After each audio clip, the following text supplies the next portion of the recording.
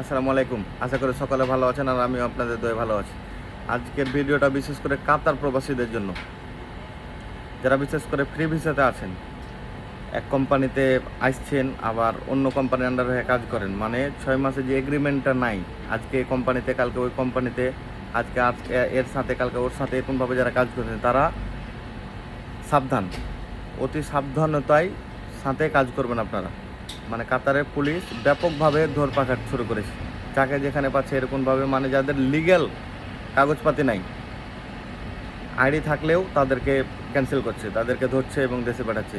তো অতএব যারা ফ্রি ভিসাতে আছেন তারা সাবধানতার সাথে কাজ করবেন। আর যাদের বিশেষ কাজ ছাড়া রুম থেকে বের হওয়ার কোনো দরকার নাই, রাত্রে 12টা বাজে, 1টা বাজে, 2টা বাজে আড্ডা মারার, পার্কে বসে থাকার, এগুলো করা থেকে সাবধান থাকেন।